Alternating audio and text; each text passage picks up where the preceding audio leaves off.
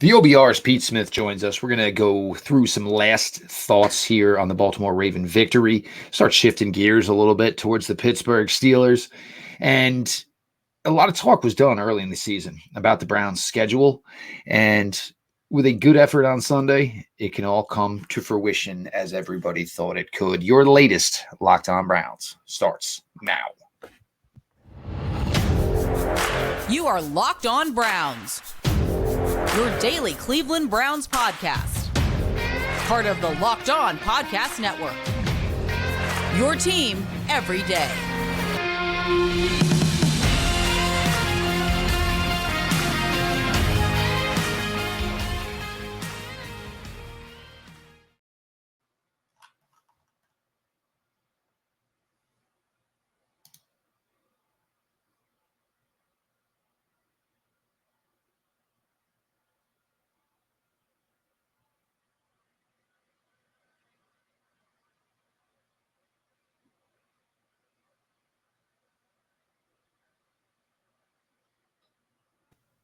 Welcome back, my friends, to the show that never ends, your daily delivery of all things Dog Pound LGB on the LOB, the Locked On Browns podcast, brought to you by the Locked On Podcast Network, your team every day. Your host, Jeff Lloyd, the OBR's Pete Smith, and I appreciate everybody who makes Locked On Browns their first listen every single day. The everyday crowd just keeps getting bigger and bigger. Make sure you join the party by subscribing to the Locked On Browns YouTube page. Of course, Locked On Browns is always available, always free, wherever you get your podcasts. LinkedIn Jobs helps you find the qualified candidates you want to talk to faster. Post your job for free at linkedin.com/LockedOnNFL. That's linkedin.com/LockedOnNFL to post your job for free. Terms and conditions apply. As I said, Pete Smith. And Pete, now, with everything that went down Sunday, and obviously, for the first probably quarter plus, halftime, maybe everybody was like, all right, there's a shot. Then there were times, obviously, in the second half where things looked a little hairy. But the offense really, really hit stride. And, without a doubt, obviously 14 for 14, almost 140 yards, the ability to use his legs. The best 30 minutes of, Deshaun Watson's time here with the Cleveland Browns ultimately ends in obviously a huge, huge Cleveland Brown victory. But I've been trying to talk here about, and specifically yesterday, I kind of mentioned it. There's still positives to be had here with this offense. I mean, Deshaun, the whole thought process is getting him in here in 2023, and, he would grow with the offense, and obviously a lot of missed time. But, Arizona game, notwithstanding, obviously, you kind of give, that one a pass, obviously, for the situation the Cardinals were in, basically punted on the game. But to do what they did on Sunday against the Ravens, obviously the Steelers are, just as tough of a matchup for them. But it's hard not to believe that there's more that possibly can come from this offense in the upcoming weeks and obviously months ahead. Well, I mean, there's certainly room to grow. I mean, what you saw Sunday, you focus on Watson's second half and going 14 for 14, but the things like that I notice are the combination of Amari Cooper, David Njoku, and Elijah Moore combined for about 200 yards and a touchdown. The target split between those three was 9-9 to Cooper and Njoku and 7 to Moore. That, to me, is a winning formula in terms of how you want to distribute the ball. And there's certainly other players that can get touches. I mean, Jerome Ford had the best game of his career, and he only had one catch, which converted a first down. But that's certainly something he can do, has shown to be a weapon. And I think he really counters or complements Watson's throwing style as being a guy he's the one guy who was drafted after they got Watson, and it's been a really good fit. And then, offensive line play can get better. Jerron Christian's getting a lot of praise. I think people are caught up in the euphoria of the victory. And under the circumstances, he performed admirably, but it was a jag performance. And I don't know if that's sustainable. I hope it is for his sake if they need him again. And then to me, the James Hudson III, he's a terrible pass protector. But to me, he was sort of the man for the moment in that game, just the way the game played out. You needed a physical presence alongside Wyatt Teller. And those two, to me, are like an old wrestling tag team, the way those I so knew where you were going with that. But DeJuan Jones is a phenomenal pass pusher. He's a crappy run blocker. I don't know if the Browns win that game with that formula in that. They needed James Hudson to be a physical presence, and you saw it. Like that 12-yard run, the 12-yard run, the embodiment of this sort of Browns team is James Hudson finally punching through, and he's the guy getting through and, punching air and celebrating all those things. So there's certainly ways this thing can continue to get better. Watson was certainly better in terms of just reading the field a little bit more. I think the first half, some of that was trying to learn to trust who he had on the tackles. I don't know if he knew what to make of them. But for whatever reason, when you hurt him, it seems to focus him in a weird, perverse way. And then it became read the field, throw the ball, make the right plays first, and then create second. And obviously some of those creations were phenomenal, like the scramble he had for a bunch of yardage, or the Elijah Moore touchdown where he starts pressing line of scrimmage, keeps his eyes up, keeps looking around, and then finds Elijah Moore. Some of that is playing the game, just him getting comfortable and being able to play. You saw this against the Titans. You saw this a little bit against Arizona. The more he plays, the more comfortable he gets. So there's a lot going right there. And then, I think some of the adjustments that the Browns were trying to make offensively in the first half that were there, they connected on the second half. Now, you brought up Jerome Ford, and I do want to stick here, and obviously, kind of quickly here. For Jerome Ford, it seems like there's times where it's almost, and I've described it as basically having, the little devil on one shoulder, the angel on the other. The angel yelling, patience, let him set it up for you. The devil, there's daylight, take it, go. And the other thing and this was always going to be a transition this year anyway, and this is something Nick was going to have to do, obviously, not really a factor anymore, sadly enough, but it was going to be for this team to have the ability to run out of gun more often. Jerome Ford, obviously this is what they did at Cincinnati, so he's not a stranger to it. But for Jerome Ford, this has been a really, really, impressive stretch for him. Obviously thrown into the fire, Pittsburgh week 2, obviously. And there's been times where the success hasn't been there. But a game like this is where you walk in, and Jerome Ford doesn't walk in like I'm the guy replacing Nick Chubb, kind of walks in more like, hey, whatever the circumstances are, I am this team's running back. Yeah, look, the committee is a thing. And Kareem Hunt's contributions, as much as I have crushed Kareem Hunt any number of times. Look, the juice didn't come back, but you want to know what? Somebody's got to go in there and get the dirty yards. Yes, he is slow. He's not making anybody miss. But he's got a lot of heart, and we'll give you whatever he's got. And he'll sell his soul to get an extra yard. Or 2 yards. Yes. So all the credit in the world to him, but it's clear as day Jerome Ford is the most talented back on this team. It's not close. But what you saw was him sort of eliminating the bad habits that he's shown in the first part of the season. He ran like he wanted to make the Ravens tackle him every time. He putting his foot in the ground, finished runs consistently. Trap shoulders, yep.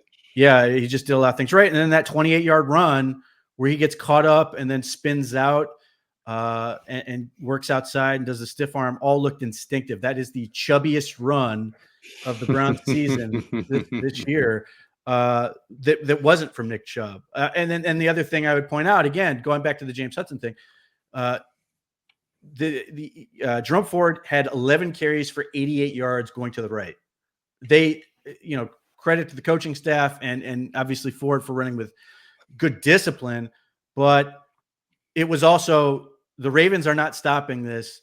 Keep going until they stop it. And in the end, they never did. And it's ultimately, technically it was run. They ran trap, but obviously those guys were big part in making that big push to get them down the field. And that broke the Ravens defense, was literally just continuing to pound those guys and trust those guys to keep going. So if Jerome Ford can continue to run like he ran on Sunday and then continue to pepper in the receiving things he can do, he can be a really good running back perhaps a complete running back, even if he's never going to be as good as Nick Chubb. Oh, well, and look, if that's the bar, it's not fair to anybody, to be honest, and we all know that. But it's nice to see a guy like Jerome Ford. And, I even mentioned this. When Jerome Ford was originally drafted here, you walked in, it was like, well, you got him, you got him, you got him. what in the world am I doing here? And, look, things find a way to work themselves out. Here we are 20-something months later, and Jerome Ford is this team's lead back and currently on pace for a 1,000-yard season. We're going to switch it up here, start looking ahead to the Pittsburgh Steelers. Obviously, whole different ball of wax with the way Pittsburgh Steelers do things. Look, it's working for them. Is it sustainable? We'll see. Jeff Lloyd, joined by the OBR's Pete Smith. Appreciate everybody for being along for the ride.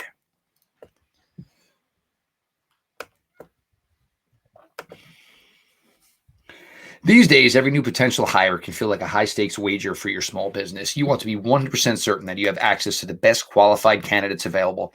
That's why you have to check out LinkedIn Jobs. LinkedIn Jobs helps find the right people for your team faster and for free. It's simple. Create a bio that you are hiring. You're looking for special skills. You're looking for certain education. You're looking for certain experience. Then add the job in the purple hashtag hiring frame to your LinkedIn profile to spread the word that you are indeed hiring.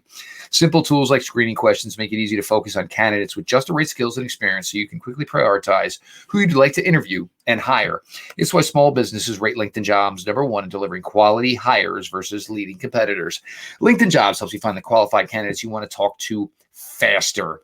Post your job for free at linkedin.com/LockedOnNFL. That's linkedin.com/LockedOnNFL to post your job for free.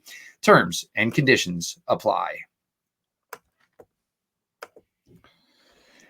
Score early this NFL season with FanDuel, America's #1 sportsbook. Right now, new customers get $150 in bonus bets with any winning $5 money line bet. That's $150 if your team wins.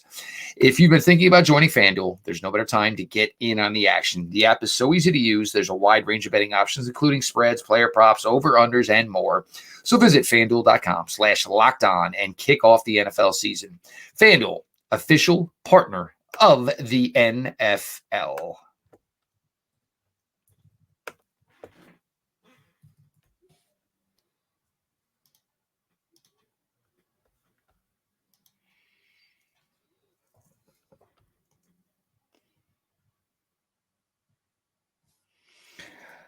Jeff Lloyd, joined by the OBR's Pete Smith. I appreciate everybody makes Locked On Browns their first listen. Ton of new traffic this week. I went over the Ravens. Yeah, that'll do it. If you're not subscribed yet, join the everyday crowd by subscribing to the Locked On Browns YouTube channel. Of course, the show is always available. It's always free wherever you get your podcasts. Pete, now, obviously, revenge W last week on the road. Very, very difficult. Pittsburgh Steelers, week 2, we all know what happened. Browns obviously gave away 2 touchdowns in that game. Even as poorly as they played, if you could at least taken back some of that, the Browns would have walked out victorious. Hey, if you told me the Browns were going to lose and you still walked out with Nick Chubb, we all would have signed up for a million times over, of course. But now this team comes back, and now the Browns obviously seeking their revenge. The Browns feeling really good about themselves. 4 out of 5 for the Cleveland Browns. The Cleveland Browns have turned into basically the 60-minute team in the NFL. They find a way to go wire to wire. So Pittsburgh comes in, and you look at them defensively, Pete, and you look at, wow, this is probably a really, really good football team. You look at them offensively, and obviously there's a lot of questions there. And they've been fortunate. They've taken advantage of what their defense has given them. I don't know if you get them in a situation like the Browns-Ravens game last week that Pittsburgh has the opportunity to pull a game like that out. But the Browns, either way, you don't look at week 2. You don't look at anything else. You come in there, try to be the best version of yourself. And if they can do what they did last week and hold on to the rock, obviously 2 turnovers certainly didn't help. And you cannot do that against the Pittsburgh Steelers. But if they can play a little cleaner, a little tighter, this is a huge one. And, you want to put Pittsburgh in the spot where they have to go try to win the game offensively. Yeah, I mean, look, it's important from the standpoint of you're trying to prove something to yourselves in beating the Steelers. You're trying to make sure that you have at least a tie with every team in the AFC North. But is it really that big of a game? I would say not really. I mean, it's big because it's the Steelers, but like the Ravens game was enormous. Of course.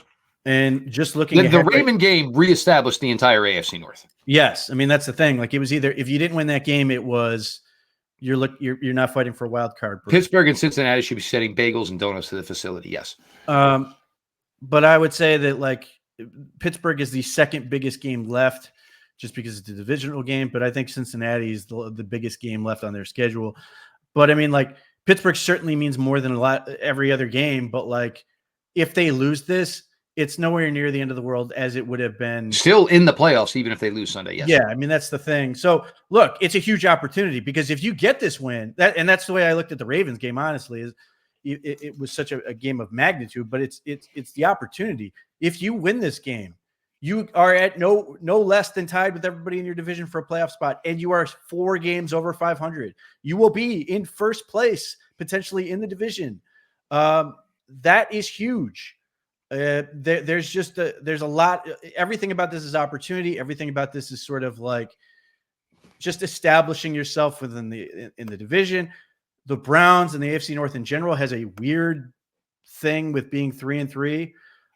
So that one step closer to that, getting to 3-2, but it just sets you up because everything we talked about heading into the season was get to 10 wins. If they win this game, they are 3 away, and there are a lot of winnable games on the schedule because as people have probably noticed from the remaining difficulty schedule, the Browns took care of the vast majority of their heavy lifting already.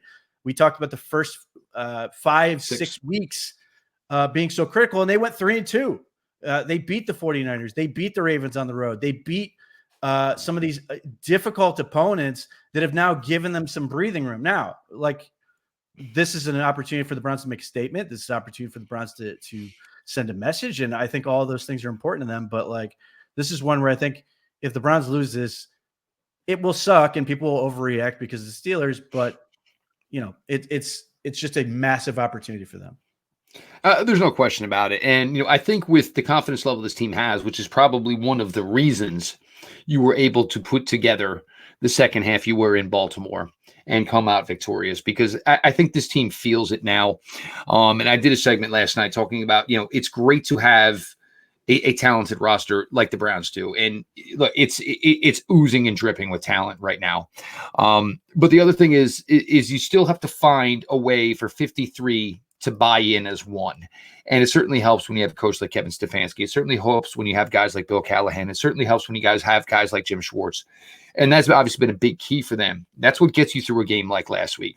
Hopefully that's what gets you through a game like this week. And, Pittsburgh, look, they're not going to run for 200 plus yards like they just did last week. And Kenny Pickett ain't going to win a lot of NFL games throwing the ball for 143 yards like he did on Sunday. The opportunity is there, and the Browns go out and seize one. And, look, they always play well against Cincinnati. I think Pittsburgh, there's always that big brother, eye. But you know what? Some of these guys have, Miles, obviously, some other guys here, they have been here, obviously, for that playoff victory. They don't look at the Pittsburgh Steelers as the boogeyman man that lives down the street. They just know that, obviously, there's been times where it has not worked out for them. But this would be, as much as it may not truly matter for the rest of the season, to get this would still be a statement win, and it's just going to take that team confidence level even higher. Yeah, I mean, there's certainly it's all about the team, like just continuing to build on what they've done and continuing the streak where, let's say they pull out that Seattle game and they've won 5 in a row. Everybody's talking about them as the hottest team in the league, but even within that, even with that loss, like they have evolved into this team that is all guts, leaving it all on the field and everything else, and just going until the bitter end and giving yourself a chance to win. That's certainly something they want to prove themselves. But more than anything, I think this would be send a message to fans. If they beat the Ravens and the Steelers back to back on top of everything else that is done, and people can't get on board with this coach or this team, like, just forget it at that point. They shouldn't bother with it. But that's what's at stake. You can turn this into just nothing but unbridled enthusiasm from here on out. But I mean, if they lose, certainly people are going to continue to ask questions. But like I said, it just becomes a massive opportunity. It's certainly, this is a big game in some ways for Deshaun Watson. You got to get that one if you can help it. But there's no question that the Browns always want to send a message. And the Nick Chubb factor is a thing. Nick Chubb obviously had his ACL surgery today, yes, being Tuesday. And there's obviously some extra little oomph from the fact that the Steelers, whether they truly believe it was dirty or not, that is an extra little thing that they want to win this one for Nick and everything else. So there's a lot going in that direction, and continuing to just, make a statement that they are a contender. Yes, and Chris McNeil, we all love you, bro. But it was kind of ironic that you were putting out, "Why can't Nick come out and smash the guitar on Sunday?" And then we hear about 4 or 5 hours later that Nick Chubb had his surgery today. So I guess that was obviously certainly the reason here. We're going to close it out here, and look, a lot of talk was done about the schedule, and Pete mentioned obviously the gauntlet the Browns went through early, and trying to get yourself, hopefully to the green pasture of the schedule, and they're close. They're real close. We'll continue here at Locked On Browns. The OBR's Pete Smith along for the ride. Appreciate everybody for sticking along with us.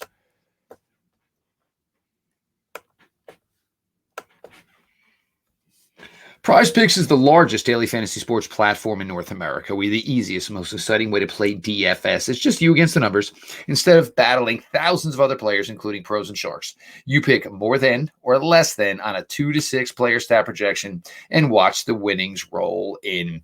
With basketball season here, you can now pick combo projections across football and basketball from the Specials League, a league created specifically for combo projections that includes 2 or more players from different sports or leagues. For example, you could pair up obviously Spider Mitchell. You could pair him up with David Njoku, and you can get yourself a number on 3-pointers made plus receptions. You want to play alongside some of PrizePicks' favorite players like rapper Meek Mill and comedian Andrew Schultz? You can now find community plays under the promos tab of the app to view entries from some of the biggest names in the PrizePicks community each week. PrizePicks even offers a reboot policy, so that your entries stay in play even if one of your players gets injured. For football and basketball games, if you have a player who exits the game in the first half and does not return in the second, that player is rebooted. PrizePicks is the only daily fantasy sports platform with an injury insurance policy. We'll get the numbers later on in the week, but as I told you with last week's Browns lineup, you could have put together 5 guys, taking the over on all 5, and you would have cashed out and cashed out well. Go to prizepicks.com/LockedOnNFL. Use the code LockedOnNFL for a first deposit match up to $100. Go to prizepicks.com/LockedOnNFL and use code LockedOnNFL for a first deposit match up to $100.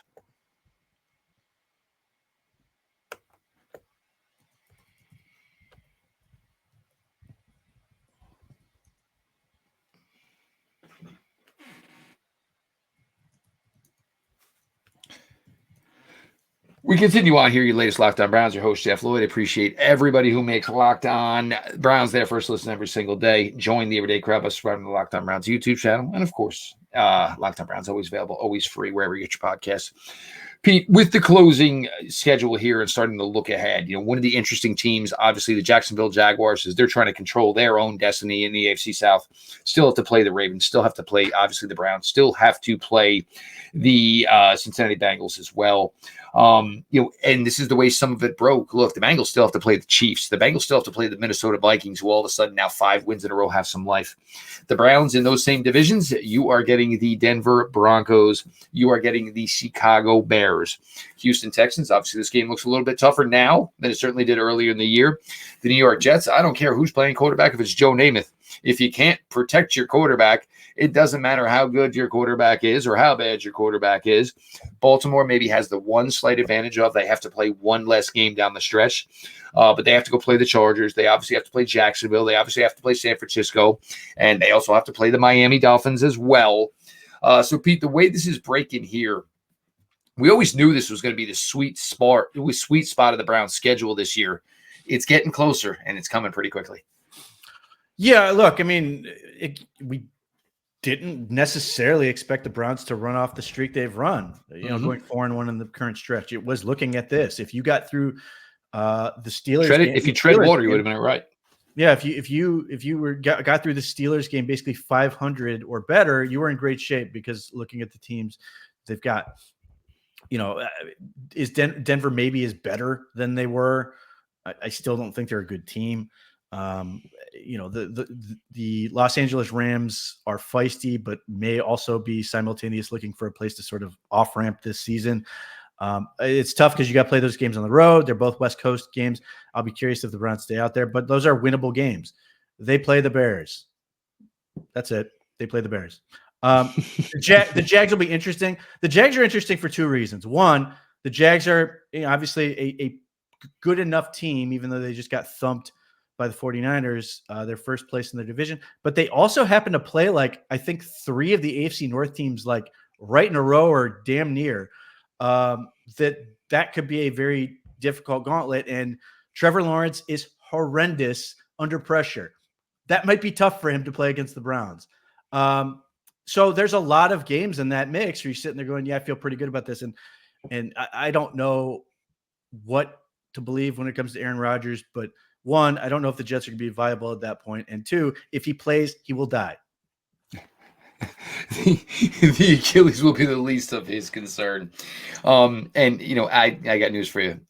Once the Jets lose a couple more games, this talk of Aaron Rodgers returning, that's all going to be long, long over. I just got news for you on that one. He is Pete Smith. Make sure you check out all of work now at the OBR, the Orange and Brown Report. Obviously, Brown's Place podcast. He does with Bree. Fantastic. And, as you guys all know, they were absolutely 100% on top of the Browns winning down in Baltimore. And if you listen to the podcast, they'll tell you all about it. Make sure you're following at _Pete, at _Pete Smith _ myself, Jeff Lloyd. Of course, I appreciate all of you, your appreciation, your support for the podcast. Make it your first listen every day. Everyday crowd. Make sure you subscribe for anybody new on the YouTube channel, Locked On Browns. And of course, the show is always available, always free wherever you get your podcasts. It's been a hell of a few days here. We're looking, obviously, Steelers week is always a big week here on the show. We're going to cover it, with every amount of gusto that we can here. I appreciate everybody. Thank you all so much. This has been your daily delivery of all things Dog Pound. LGB on the LOB. Let's go, Browns.